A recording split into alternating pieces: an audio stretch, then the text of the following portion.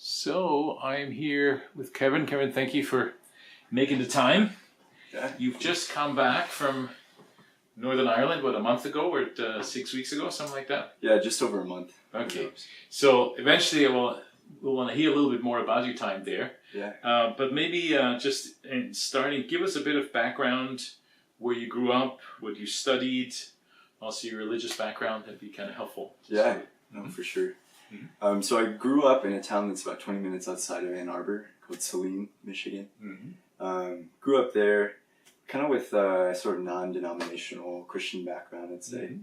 And then came to the University of Michigan for university, studied business at U of M, minored in political science. Mm-hmm. And then after graduation, decided to go into ministry work with UCO, mm-hmm. as well as become an affiliate of the Servants of the Word. Mm-hmm. Mm-hmm. So basically, while at university, you connected with UCO and with the brothers? That's right, yeah. I think it was halfway through my sophomore year. Okay. Started mm-hmm. coming around to UCO mm-hmm. things. So. And so after graduating, you decided to move to Northern Ireland? Well, I actually spent a year in Ann Arbor doing UCO work mm-hmm. with the brothers there. And then after that, kind of wanted to see a bit more brotherhood life in an international context as well as sort of the spirit. So yeah, just kind of asked if there was any opportunities to go abroad, and Belfast was one of them. And so yeah, let's go. So pretty much a year ago exactly, I assume, something like that, you moved to Northern Ireland? Yeah, just about a year ago. And spent a year in living with the brothers there, or what did you do? Yep, I lived at 23 Wellington Park with the brothers there. So we had a great house. And some older brothers like Vo and Q, Ty Glinch, Phil Morrison, who's about to make his lifelong commitment, as well as for the younger guys, we had 3 guys from Lebanon, so Tony Sarkis, Cedric Tanous, and Jacques Noon, myself, and then a guy from Northern Ireland named Peter Eves, who just became an affiliate. So, oh, very good. Yeah, very good. So you picked up some Arabic and some Northern Irish expressions, I assume? A few, yeah. Yeah, it was good. It was definitely really good living with those guys. And so what was your service while you were there? Yeah, so I was mainly doing UCO work at Queen's University in Belfast there. And then 1 or 2 nights a week I'd go and help out with youth initiatives in East Belfast. So mainly working with university students, but also some young people. Yeah. Was that very different from the UCO work here, to do in Northern Ireland? Yeah, yes and no, I guess, in some ways.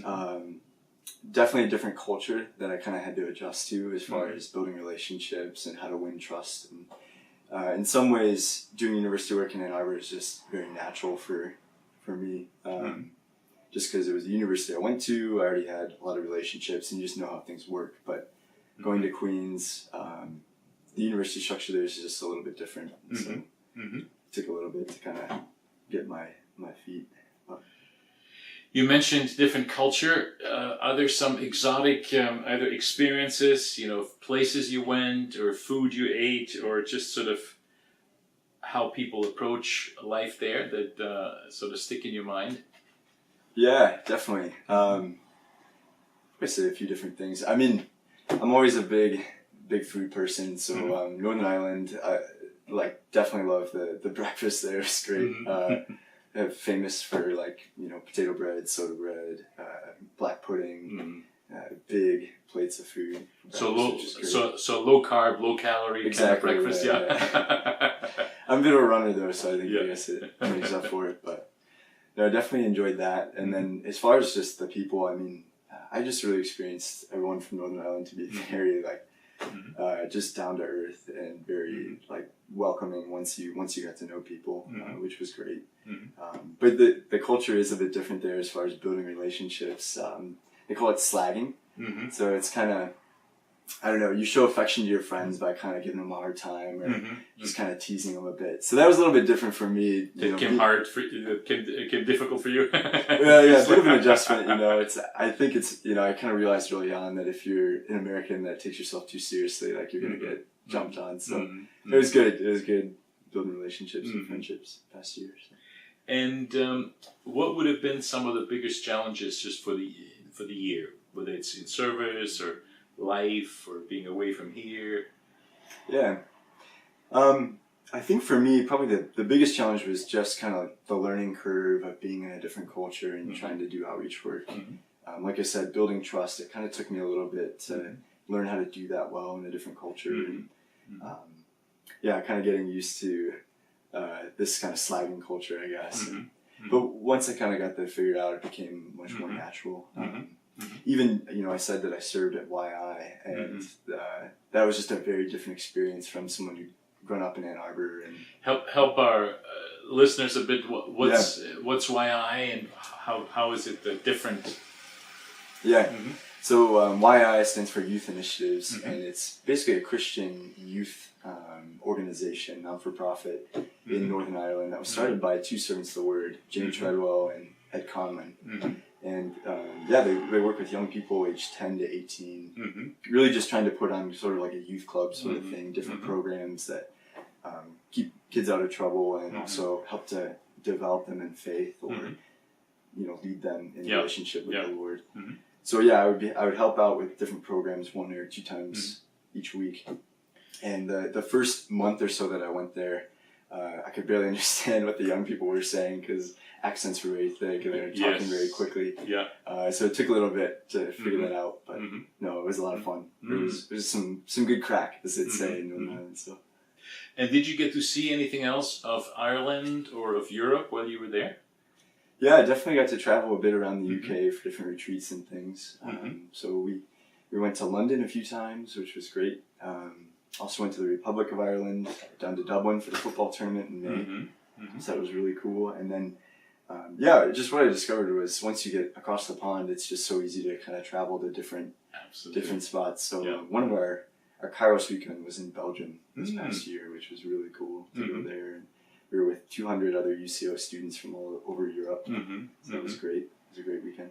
Oh, excellent. Yeah.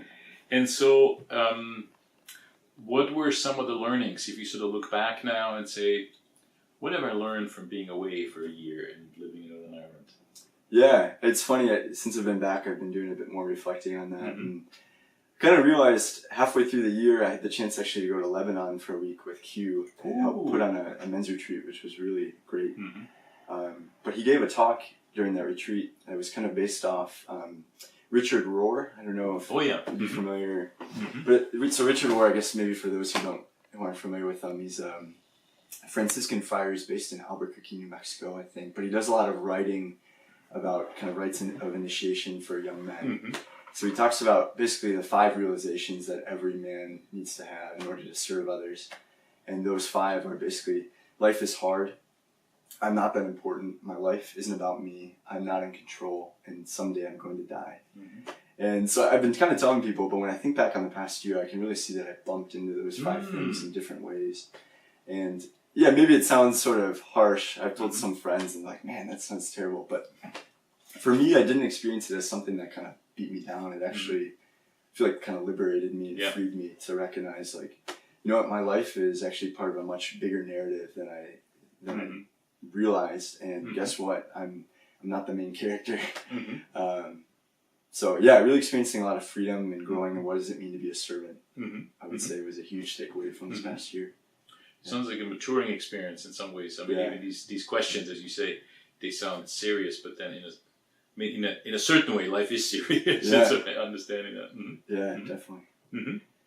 And so, what's happening to you now? You're back here. Are you continuing to live with the brothers, or what's your situation now?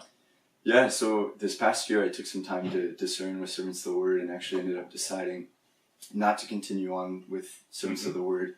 But I am still serving with UCO full-time. So this next year I'll be in Ann Arbor.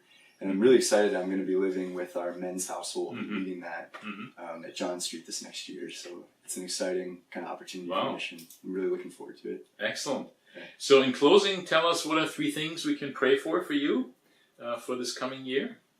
I'd say definitely one would be just prayer for mission work with UCO this next year, particularly work with the men's house. I'm really looking forward to that. Second thing, I'd say back in Northern Ireland, there's this big conference coming up called For the World that's happening just next week, I think. So prayer for that would be really, appreciated that it goes It's well. a student conference, or what is? Or A student conference that UCO is kind of spearheading, bringing a lot of different ministries together, happening in Belfast. So that'd be one thing. And then, maybe just third, since coming back, my grandfather's actually been having some health complications, so I definitely would appreciate prayer for his health as well. Yeah. Well, we are delighted to have you back on this side of the pond. Their loss, our gain. And be assured of our prayers and all the best. I mean, I realize the term is only, a few weeks away. That's right. The university term starts. May your re-entry be good, and may your ministry this year be very fruitful. So thank you. Thank you.